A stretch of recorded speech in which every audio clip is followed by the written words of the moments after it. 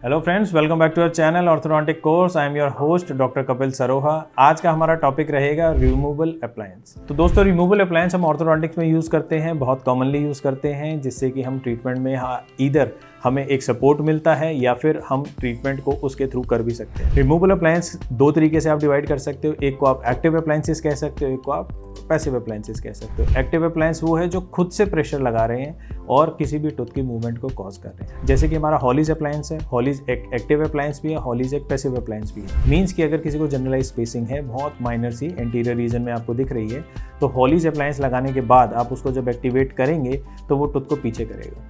तो ये एक एक्टिव अप्लायंस का एग्जांपल हो गया।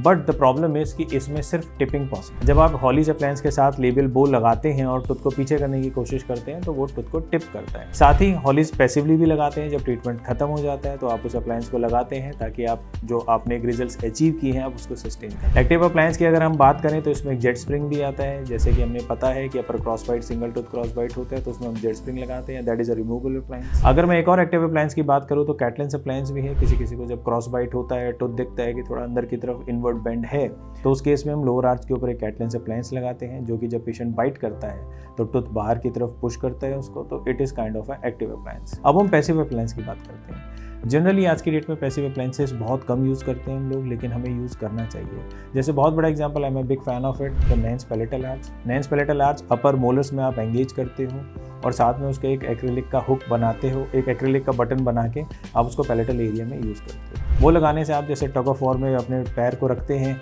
जिससे कि आपको एक एंकरेज मिल पाए, आप उसी तरीके से नैंस अप्लायंस को यूज़ करते हो।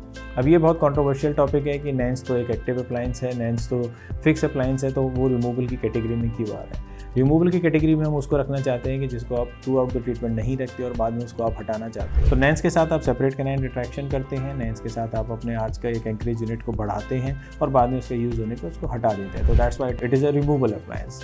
नैंस के अलावा लिंगुअल आर्च भी यही काम करता है लोअर में। अपर में जब आप टीपीए लगाते हो वो तो आपको वर्टिकल कंट्रोल तो देता ही है, साथ में आपको हॉरिजॉन्टल कंट्रोल भी आपका बढ़ा देता है।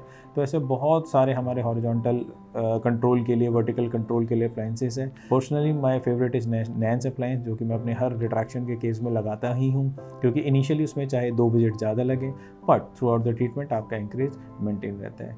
तो रिमूवेबल अप्लायंस भी आपको अपने ट्रीटमेंट मैकेनिक्स में थ्रू आउट यूज़ करनी चाहिए। किसका कहाँ पे क्या यूज़ है, किसी पर्टिकुलर अप्लायंस को आप लोग जानना चाहते हो तो कमेंट सेक्शन में ज़रूर बताएं, हम उसके ऊपर भी आपके लिए एक वीडियो लेके आएंगे। Thanks for watching us, stay tuned with us for the next topic in this series.